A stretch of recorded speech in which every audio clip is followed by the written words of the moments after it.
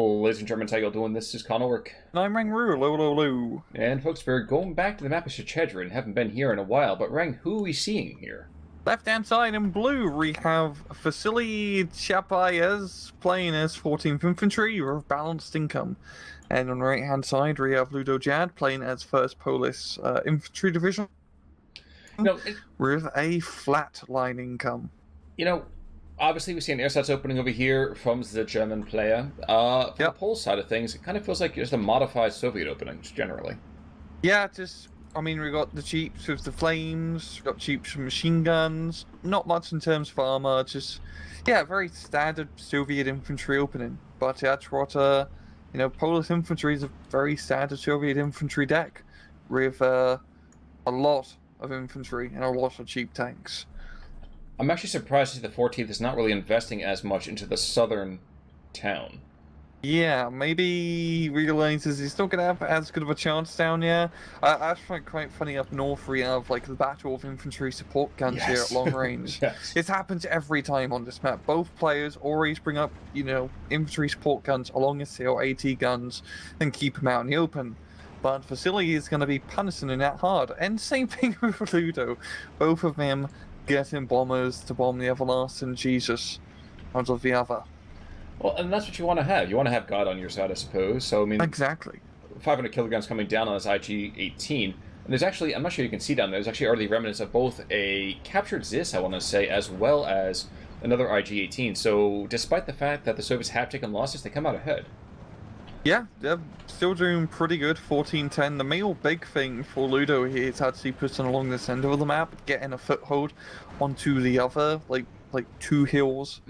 Because once you capture that hill, you pretty much win the match, I'd say, because you can just cover so much from that position. You put AT guns there, you can start pushing up north and down south. It's a really holds the map together, But that's the thing too, is that I feel like Vasily over here has kind of opened up rather meekly. He's gotten a lot of troops in one area, but he's not really dominated any portion of the map. Yeah, that's just the 14th problem. Their infantry is okay. You usually have to kind of rely more on such opening and maybe grenadiers, because a lot of your core infantry are you really want to get them in B phase because your availability for them in A phase is not good. I mean, you have some Stas Troop squads with, assault rifles and Molotovs, but not a lot of them. While with, the good old Polish opener, you just have so many dudes, and they're really well equipped with semi-auto rifles and anti-tank rifles. And even the machine guns. I mean, even a shitty machine gun is better than no machine gun whatsoever. Yeah. And the airsats, well, they don't have any machine guns, so... They lose automatically in that department. Yes, they do. Not for nothing. Where'd that T-34 go? Maybe around Kaboom? No, that usually happens to the north. He's to the north. He's actually right north of that forest. He's all cuddled up with some half tracks and infantry. And now he's going to try to do a little flanker-rooney. Unfortunately for him, the only flanker-rooney he might get is on some of that infantry in that northern forest. And I think that's actually why we're seeing all these stroke being brought on in. I think this is going to be, we got at least one going to the north, then the two T-34Es coming in as well. Yeah. And, I mean, geez, the Poles, I'd really like to malign the Poles for a second, but there's just so many of them. Yeah. They just always win in the numbers department. Especially against, 14, which doesn't have the numbers, so to speak, or really the quality when it comes to infantry. But you do have good tanks. Your Stugs can fight off against T-34s rather efficiently, and then you've got the Tigers and solid anti-tank guns to work with.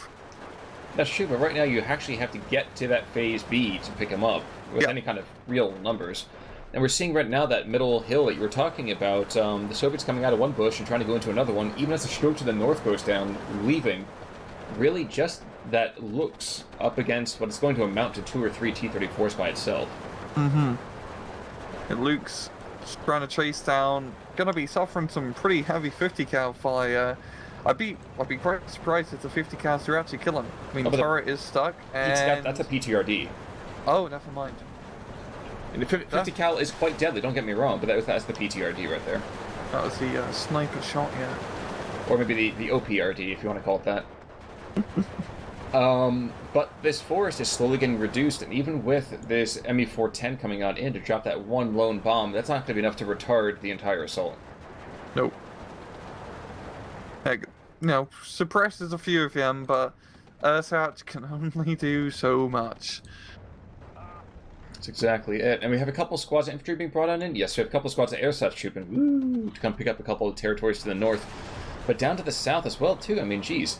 Yes, a couple Strokey squads do go down again and again, but we just have more T-34Es being brought on in. And it feels like the Poles are really barely breaking a sweat for getting this 18-6.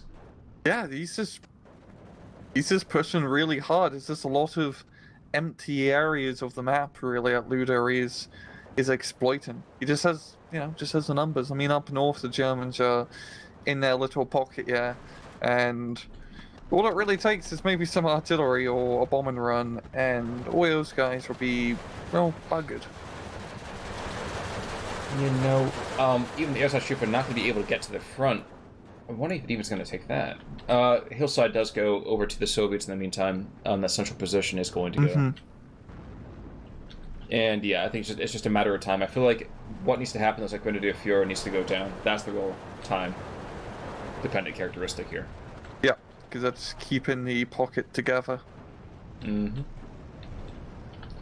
else is coming on up? Oh, Grenadier DPs. Yes, we have tanks shelling the road. You know what we should do? Let's use that road.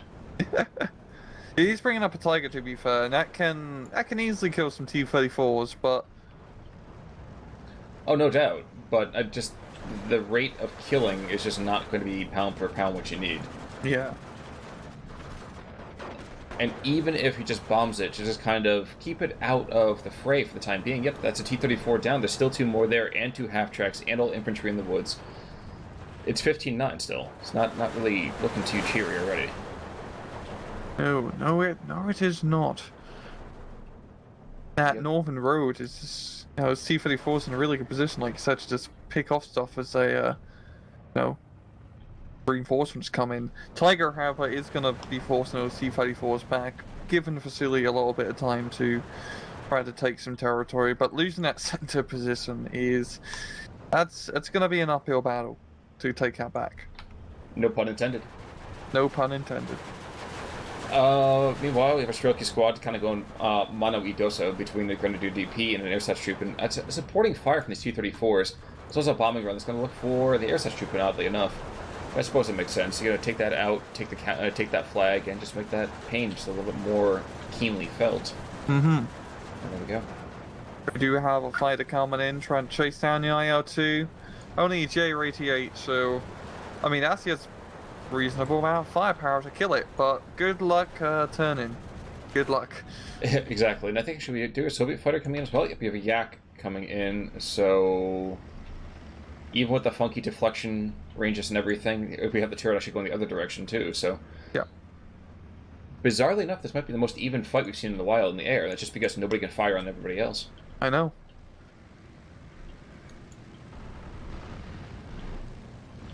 Oh, the Yak's gonna get right behind.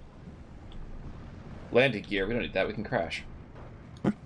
Well, and the IL-2, wait, he's trying to align over here too. This is really, really bizarre. Yeah. IL-2 actually has a pretty good chance because of, he's just as slow as a J-88. Yes. Oh, but there we go. That positive exit vector does not pay off, and the Ju-88 goes down. Now, to the north, it is worth noting that the half-tracks are taken out, except there's 2 T-34s hunkering behind that forest here. Regrettably, even with a Tiger in the area, you cannot send it in unsupported, and what infantry are you using for support? Well, there's not a whole lot.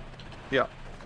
It really seems like Vasily has just been buggered because he's playing more for, B-phase, C-phase division, and he has a little bit too little in A-phase to really hold off, especially against a very strong A-phase division like Pose.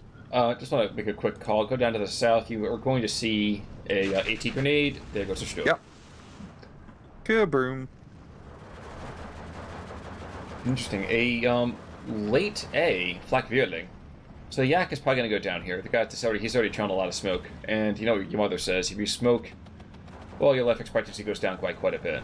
Yeah, you definitely don't want to be smoking in planes.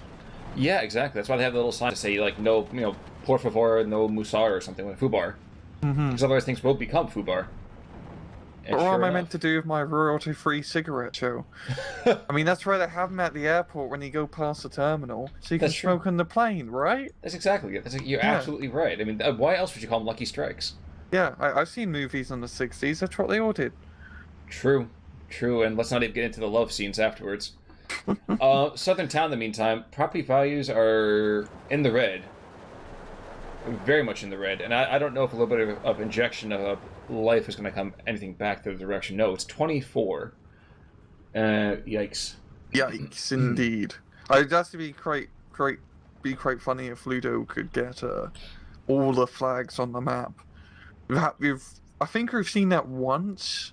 Yes. That was ages ago, but not a common occurrence for obvious reasons. And honestly, we usually tend to shy away from those matches just because of the... We're not in this to shame anybody, we're only here to get better. Yeah. But yeah, the descents over here, basically the discount descent, Tanko Descent Nikki, just kind of chilling, doing their thing. Half-track's really doing the heavy lifting here, helping out. And unfortunately, it looks like this map is turning into that little blue pill after 4 hours. As we're looking a little bit... Oh, never mind, there we go. Oh, yeah, it's starting to... A little bit more elephantine here. Yeah, I do love the map art with the whole frontline system. That's the best thing that Eugene has done with these Steel Division games, is the abstract art that comes from the frontline. Yeah, you know, I kind of wish people would go and track them, like send in like their finest screenshots. I don't care if you need help making it or not. This is all art here. Just like... people... Yikes. Sorry, go ahead. People should try and make like faces and actual artwork using like Steel Division thing, because you can do like the blobs and, you know, behind enemy lines. You could actually probably make some pretty cool art. You know, I kind of feel like I want to start up like a soft contest over that right now. We are seeing, by the way, it is 19.5. We're into the last 65 seconds. I don't think we're going to see a perfect storm, a perfect sweep here. No. But Ludo does seem to be, you know, I say that joke all the time, but in the pole position. Yeah, so.